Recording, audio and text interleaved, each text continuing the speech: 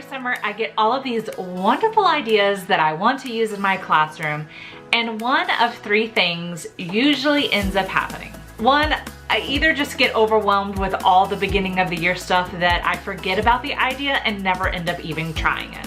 Two, I try the idea and it just flops. It either just doesn't work well with my students or my personality and just doesn't work.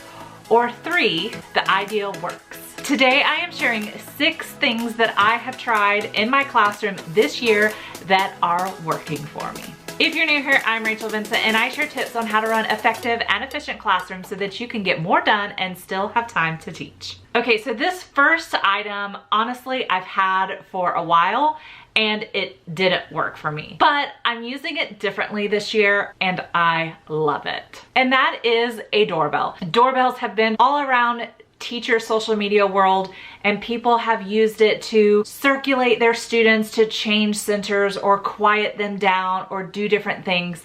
And honestly, that never really worked for me. I tried it. I didn't use it regularly enough to quiet the class, or we don't really rotate or change in 4th grade as far as centers goes. They have a must-do, may-do list, so it just didn't quite work. This year, I've actually used it as a transition, but it's a different kind of transition, not just to transition from center to center. It is we have finished working. It is time to close your Chromebook, put away all of your things, and be at your seat with nothing at your desk, ready to move on.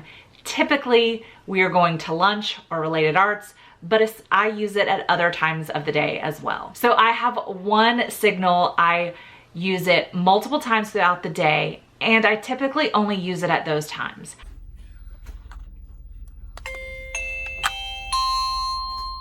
I use it before we get ready to start our day. Students come in and are working on their Chromebooks. We have the morning show. I'm taking lunch count and attendance and making sure I'm ready to go, have my lessons pulled up for the day. And so they're working independently. So when it is time to move on to our morning meeting time, I will hit the chime and they will close their Chromebooks and put everything away so that we're ready to start our morning meeting. I also use it at the end of our ELA block when they are working on their must-do, may-do list and it is time for us to get ready to go to related art. I'll chime the bell, close the Chromebooks, put all their papers away, show me they're ready to line up for related arts. I do the same thing right before lunch and then again at the end of the day when we are getting ready to pack up for the end of the day. So using it this way has been extremely helpful.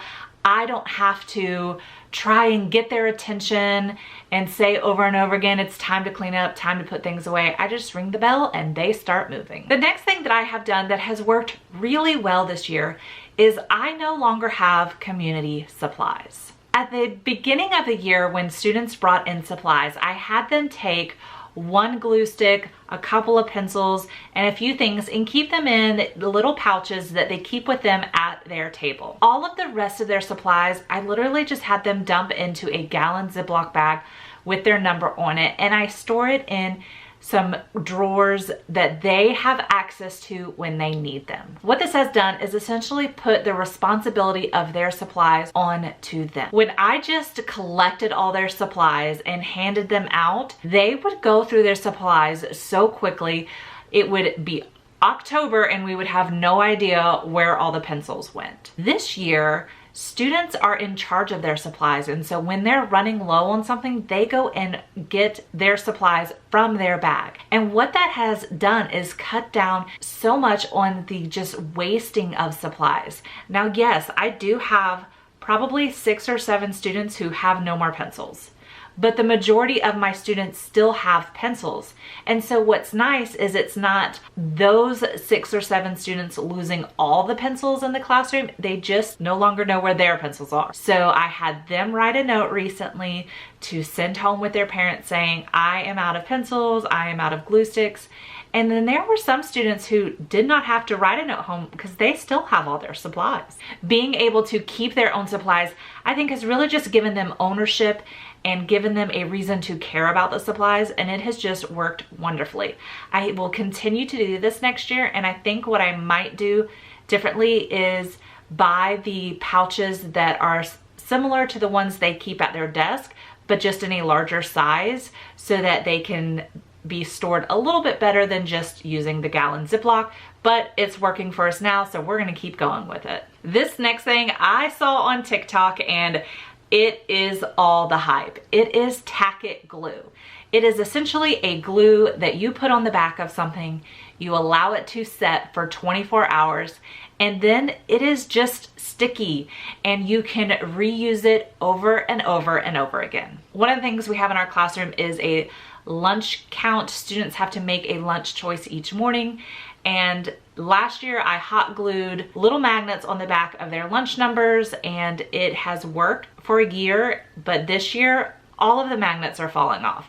So instead of re-hot gluing the magnets, I now put the sticky stuff on the back, and they just use it over and over again. They think it's a little weird at first because they're not used to being able to touch something so sticky, but it works wonderfully. It would be great for if you wanted to do like a giant game board on your whiteboard or wall. It would work for center rotations. It essentially, I think, could work for anything.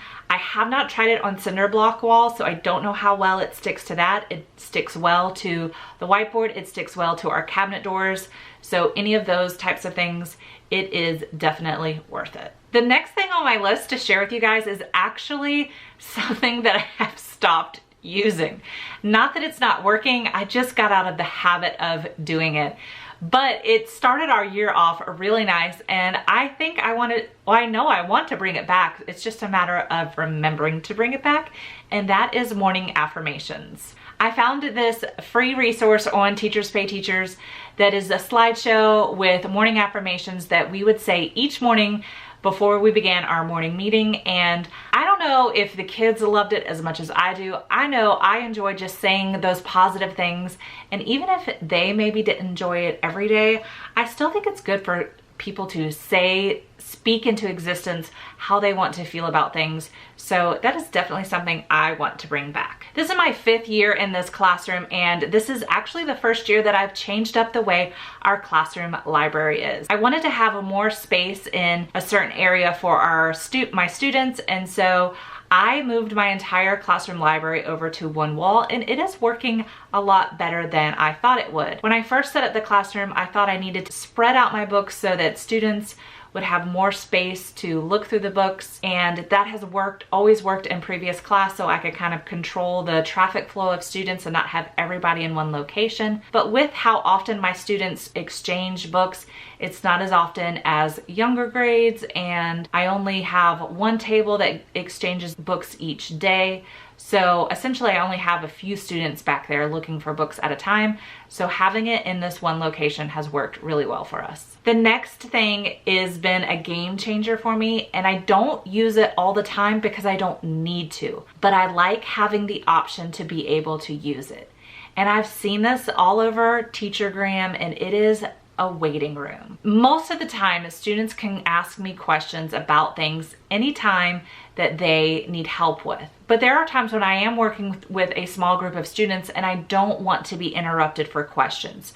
So we use the waiting room where they pull a clip and they hold on to it, go back, they skip the question, keep working, and then when I finish with my group or have a moment to answer questions, I'll just call one number at a time and they'll come over and ask me their question. This is really helpful because I honestly don't get to a small group lesson each day. I pull students every single day, but often it's working on other things to where I help them, they work, and while they're working, I can help another student. But there are times when I do pull a small group and I am teaching a lesson and don't want to be interrupted. And since it is not something that we do regularly, having the waiting room is really helpful because students haven't developed the habit of not interrupting because I am typically available for questioning. Have you tried anything new this year? I would love to know what you've tried this year that is working for you.